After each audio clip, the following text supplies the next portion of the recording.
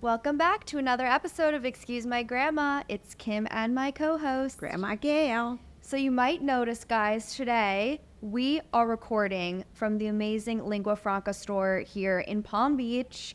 We wanted to start a series where we podcast out of some of our favorite spots, whether it's a store or a restaurant, and we're better to start that here at LF, where we already have a sweater collaboration. You guys can see on the table here if you're watching, but we have our Excuse My Grandma and Not My Type sweaters. Also, guys, just so you know, we're podcasting. People will be coming in and out of the store. They'll be shopping. We love the live element here, Grandma. Exactly. Come on in and shop. We're perfectly happy if you come in and shop. This is my favorite sweater. You've seen this on me in pink, especially. I wore it to go see our Times Square billboard, and we just love them. The quality of the cashmere is great. And, what can I just say, when we walked in the store, the lovely sales ladies who are here in the store, Grandma was like, did you see me on the billboard? Like, you have to give a little more context than that. No, I think they're just watching us on the billboard. I know, because so many people approach you and say that what they've life seen do you, so they I have understand. except for watching us? I mean, That that's is really a very high an ego, activity of people who live in Palm Beach. They're constantly watching us. So anyway, we're having fun in this beautiful little salon. Yeah, and I mean, I love, they always have cool colors. It's always a cool vibe. I went to the townhouse in the city, which was great. And I'm looking at all these sweaters around me, and I'm like, it's perfect for either winter in the city or wherever, or also you can definitely like wear it with shorts and do that kind of look. Which you have. You've worn that many times with beige shorts or white shorts, the sweater you're wearing now, Kim. Totally. But I do feel like right now we're in a very difficult time of like middle season. Like, I was in New York the last few weeks trying to put together date outfits. Both I had a day date and a night date.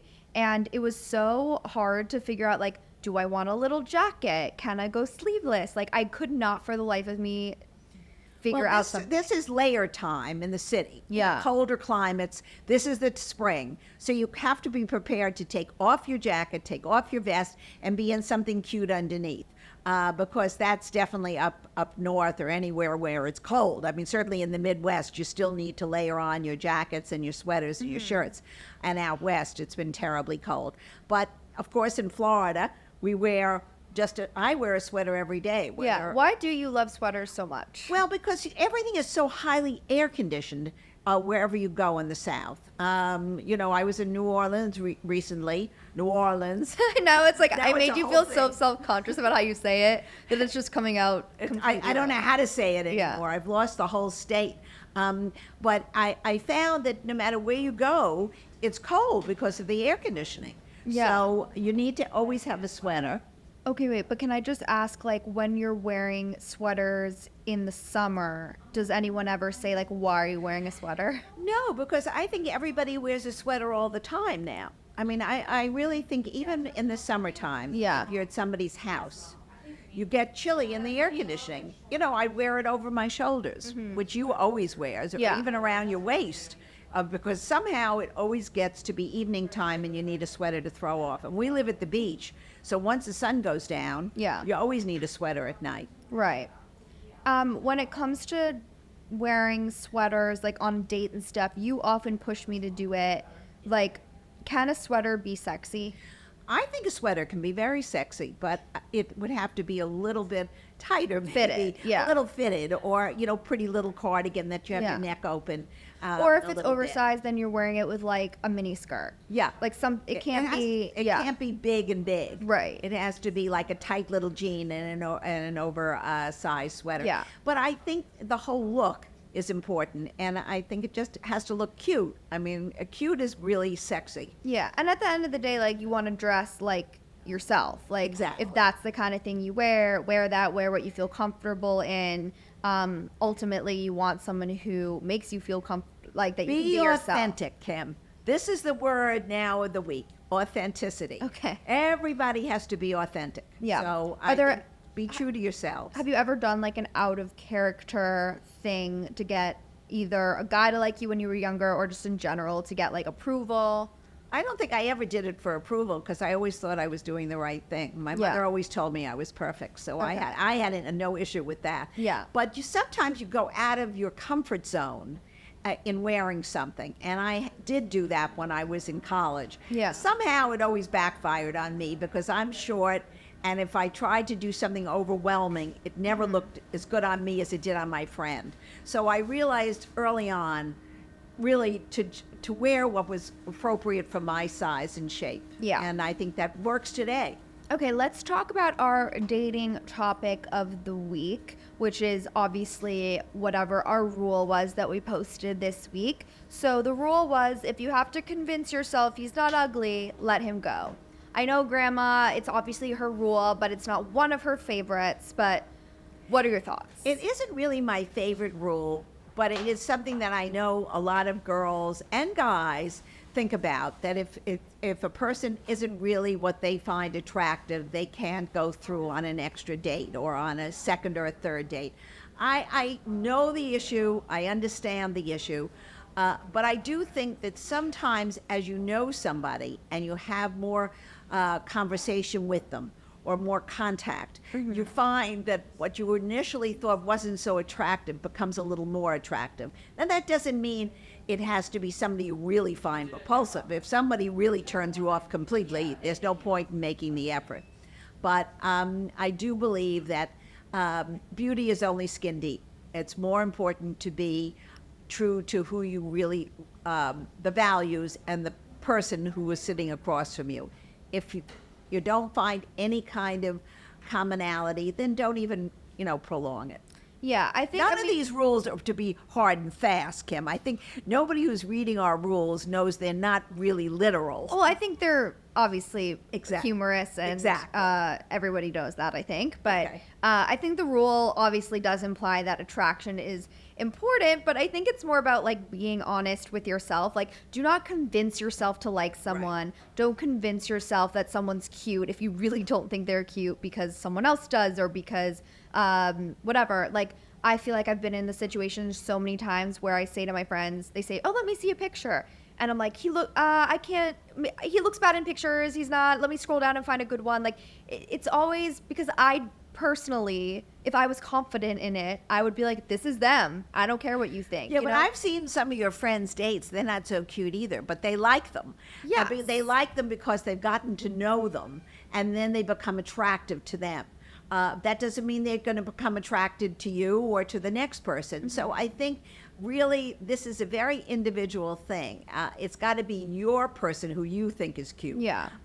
You don't care if the rest of the world finds them cute or attractive. It really is nobody else's commitment. It's yours. Yeah. And that people have to realize that. We're not dating George Clooney for the most part. I mean, everybody. Yeah, but I don't think we're talking about, oh my God, this guy should be a model, but you should not also be in a situation where you're like convincing yourself that someone is not repulsive to you, like not repulsive or not cute to you, whatever. Like, I think it should be also the rules more about like the fundamentals of like, it should be natural. You should find them attractive. You should whatever. It should not be forced. Okay. Also, the rule is like very blunt and straightforward, but I understand what you're saying, where it's like out of context, you don't really 100% agree with it. No. But it's relatable, I think. Yeah, and I guess it is. But everybody's got a different idea of what cute is, or what handsome or what beautiful is. And that beauty is in the eyes of the beholder. Yeah, but depending on what you yourself That's find correct. it as, you That's shouldn't correct. force yourself. I think that's right, Kim. That's what the rule is. Yeah, that's what the rule is. Yes. Okay, let's Ask Grandma Anything. People wrote in on Instagram a bunch of questions. Let's start with, is there any book about relationships or dating that Grandma read either in your youth or recently that you can recommend? Kim, I have to throw this back to you because I never read a book on a relationship. When we were... What about the rules? Yeah, but those rules we've made up now. Those weren't No, no, rules that I the- really thought of when I was dating. Yeah. I basically had a very easy time finding who was my husband and who were the people I wanted to go out with. Yeah, I meant the rules that we interviewed the authors of that book, the rules. Oh, you're right. Yeah. You're right. I forgot about that book. That's a wonderful book. Well, Absolutely. it's very traditional. Right. Yeah. Okay. I forgot about that. So long ago, Kim. We've had a lot of episodes. We've had a lot of rules since then. Yeah. West Coast or East Coast? For me, definitely the East Coast. I mean, I love this change in seasons. So up until 15 years ago, I looked forward to winter. Yeah. You know, of course, my husband didn't, so that's why we became a snowbird. Mm-hmm. But I really love the snow. I love the spring. I love the fall. I love the summer. And you don't get that anywhere else except for the Northeast, you know, the way it is, distinct Yeah. seasons. Now I can honestly say I like summer all the time because I'm in warm weather all the time. Right. So I think, and the West Coast would be something I don't ski. I think if you're a skier or you like, you know, Oh, like different- the Midwest, you're saying. even the West for skiing. You don't too. like ski in California. Well, you ski in, don't just ski in, well, I think you could No, ski like in also- the Sierras. You do ski in California. And you can ski. What? Yeah, and you ski in Colorado. That's the Yeah. West. Kind of. No. We're going to have, this is a podcast of arguing today. It's definitely the West. It's not. Can we get up a map? It's not in San Diego. You're not skiing, but Yeah. but there are states where you do ski in the West, and but I'm not a skier, so I much prefer walking on the beach and being in the sun. All of the areas are beautiful. There's no place that's ugly in the United States, really. Wow, that's a hot take. There's definitely places that are ugly. I don't find I any don't think we have the same, like, when it comes to attractiveness. yeah, we really don't agree on No. anything today. The fans are not going to like us. You know what? I'm in a mood. Next question. What gets on your nerves? You today, you're getting on my nerves. I want to talk about something else. I want to talk about your night at the opera. Oh, okay. I Were we not just- going to finish our questions I and hate answers? these questions unless you have a really good question. Then I want to talk about your night at the opera. Give me Okay. one last question. That's good. Oh my God, we're going to have to answer these later on social media then because I have like 50 Oh, that we're let's hear clearly it. not Come going to on, get give me to. a good one. So far, the first two were really not so hot. Okay. Now I have pressure. That's a lot of pressure on this. Are you going to watch Palm Royale? Are you finding questions that I don't know anything about? What is that? Just explain The it to new the show on viewers. Apple TV about Palm Beach in the 60s with Kristen Wiig. Oh, I will watch it if you show it to me. It comes out this week. I have no idea. They didn't call me up that they're doing this. Someone said, does Grandma Gail get paid or does she volunteer to do this? This is such torture. I think I'm clearly underpaid for the amount of effort I'm putting into these podcasts. Okay, let's answer the rest on social later. We can catch up because I guess I just landed last night, so we haven't really caught up yet. I want to talk about, for whoever has been follows Kim and I on Instagram, Kimberly went to the opera. I did. the other night. It was my first time going to the Metropolitan Opera, and I got invited to this special experience where we got to go on stage prior to seeing Romeo and Juliet in French. And it was a really cool experience, like even standing up there You look without beautiful, the audience. Kim. I Thank loved you. your outfit. Thank you. I wore Veronica Beard. Even standing up there, like looking out with no people there, I was like, whoa. Yeah. Like you don't even The realize size of that the opera house is size. so beautiful. Yes. So we were in a group of like some influencers who were invited to get this tour. One of the previous bachelors, Peter Weber, was there, Pilot Pete. So I went up and I said, "Can I steal you for a sec?" And we talked for a little bit. Not really. I just was like, "Hi, I've seen you on TV." And then the show was great. I think so. They had the subtitles in front Right. of you. Well, they have that now on all the operas. You I know, can't but most imagine of the not operas having are that. German or Italian, and unless but the thing is with an opera, like if you La Boheme, or like most of the great operas, you just listening to the music, you know what happens. There's always a tragedy. They're always dying in the middle of a love affair. But And- how do you know what happens with that? Like, I know Romeo and Juliet backwards and forwards. Right. I was in it in college. Right. And I still would needed the subtitles. Well, that's if you're just supposed to listen to the beautiful music. Okay. I think it's The more about talent's the music. insane. It's about the music, and then the actor, the singers on the stage actually, are singing naturally, but they're playing, they're acting it. But you could listen to an opera on a record and imagine what they're doing, because you've seen it now, and you just listen to the music and it puts you in the mood of Yeah. that particular scene. And that opera house, the Chagall's, when you walk into the Metropolitan Opera House, that's one of the most gorgeous settings. For those people who don't live in New York, if you make a trip to New York City, just going into that whole complex. But the Opera House, as you walk into it, on the in the left-hand side, you're going to see murals by Chagall, which are probably one of the greatest that he ever did. And Can't he did say it I noticed specifically. that. Well, now you got to go back and Yeah. see it, because Okay. you were all excited about going backstage. Yeah. I wasn't invited backstage, so Right, I had right, to look right. at the actual opera house. Yeah. And what has happened there a lot of people don't realize this. The whole area has become dedicated to the ballet, to concerts, to Like Lincoln Center, you mean? Lincoln Center. It's all one complex, as well as attached to a school. Juilliard. Juilliard. So this happened, that they joined the campuses of all these different,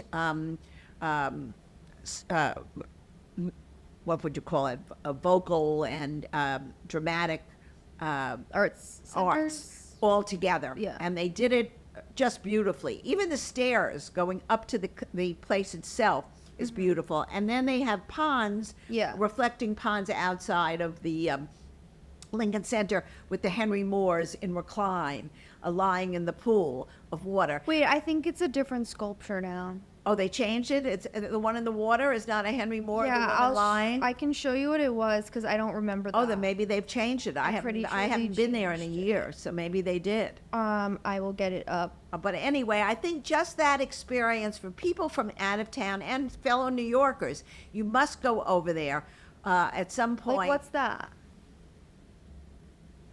Oh, let me see.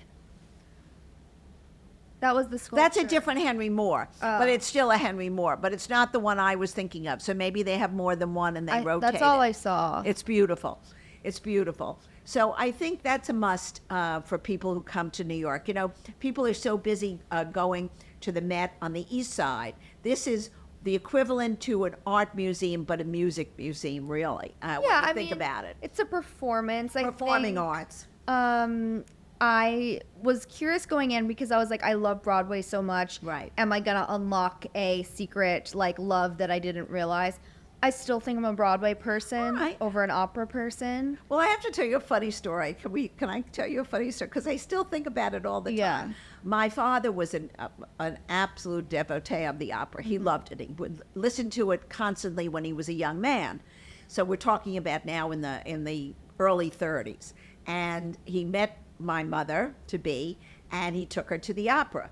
And she loved music as well. She was a very, very talented piano player, and was actually played at Carnegie Hall once. She had a recital. I don't think I ever heard her play. Because we didn't have a piano anymore. She sold it when we okay. left her, when she left her house Yeah. in the suburbs. But anyway, so they go to the opera, and after the performance, he says to her, it was the greatest evening. And she said, oh, I loved it. And they went out again, I guess, several months later. And they go, he says, I'm going to get tickets for I don't remember the exact opera, but I think he said La Boheme. And she said, Eddie, we saw it already. He said, What? you can see an opera 100 times. It's not something But that was you the just only go- date they went on? No, but Oh. he was going to take her again, Yeah. I guess, to see it. And because there must have been somebody else singing that he Okay. wanted to hear. Yeah. And she said, we already saw that. He said, I have to tell you go to an opera 1,000 times. But I don't even understand that. Why would you see the same show twice? Because it's really about the different conductors doing the Oh. music. If you really listen to an opera for the real sense of listening to it, it's Yeah. about how it's played. in the concert hall. Okay. So anyway, I don't know if I would always pick think up on about that. and when somebody says, "Oh, I'm going to see the opera," I always think of what my mother said. I saw it already. Yeah. So it's. Well, I went to a different experience this week. I went to the Kravis Center down in Palm Beach, and I went to see a show that I didn't love, which I had loved I had seen it twice before in different venues, in different cities, and I was not happy with it, not because of anything except that I don't know if it's the actors themselves who aren't mic'd up properly, or I certainly wasn't sitting all the way back, but I wasn't sitting all the way front in the Kravis either. I couldn't hear the words clearly. It's Not a the you acoustics. problem. Obviously, since I've been down here, I've gone to a few shows there Yeah. too. There's something going on with the acoustics. Everyone loves talking about how they're having problems with the acoustics. My dad keeps making a joke that he's old, so he can't hear it, but I can't hear it either. Yeah, I know. I So don't know what they something's have to do something about it. I mean, the music you can hear. I mean, the music, because it's loud, you can hear it. But you can't really But hear what they're saying. you cannot hear what they're saying. Yeah. So, I mean, that was a little bit of a disappointment. 'cause it but ruins I had such seen the good show show. before, and I was thinking to myself, should I explain it to the man sitting next to me? Because Yeah. he kept saying, what? What? Yeah. And I figured, I don't know the man very well. I'm not going to tell him.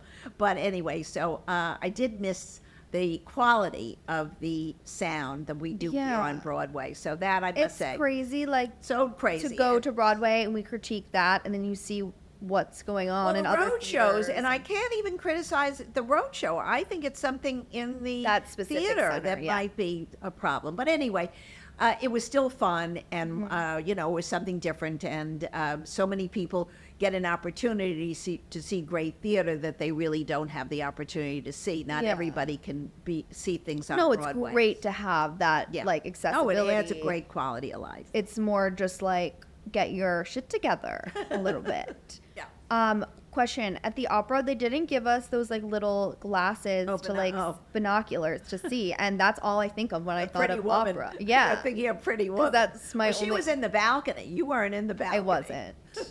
But I really just wanted that moment. Did That they give red them to you velvet for dress free? and the ruby necklace. Yeah. I don't know if that moment ever I just really thought they would happens in hand me reality. that when I got there. And, like, Richard Gere was Well, going to be some my date, but it was people who really- Pilot Peter. Right, exactly. But I think people who really love the opera, and if they're sitting up in the upper tiers, and my parents like to sit in the upper tiers, so they used to take their own binoculars Yeah. with them. Oh, So okay. that they could see whatever they wanted Yeah, I to see. don't And in those days, they did not put the words Right. on the, on the chairs in front of them. But I remember my mom having opera glasses and Yeah. my dad. It's pretty cool, even Yeah. just to leave around your house as an accessory or something. That might be my next Might be good for me to birthday look at the present. computer. Yeah. I might need those opera glasses. Yeah, exactly. Okay, well, I hope you guys all liked the episode. Let us know where you want to see us podcasting out of next. Or if you like us in our own studio. Let us know your thoughts regardless. Again, we are going to look at some of our favorite pieces in And the here, Lingua I'm going to Franca show you my store. favorite. Right now. This is going on Grandma Gail this winter. Love it, love it, love it. What's it say? It says, you It's can, for people just listening, you it's a can go black your- sweater you can with go your own way. It's a black sweater with like a little kind of sketched on map that says you can go your own way. It's very cute. Very Grandma Gail. Do your own thing. Again, we have a collaboration with Lingua Franca, our sweaters that say excuse my grandma and not my type on them, which obviously I say all the time. And you guys can get them on the website still. So thanks for watching. Thanks for listening. And we will talk to you soon. Bye.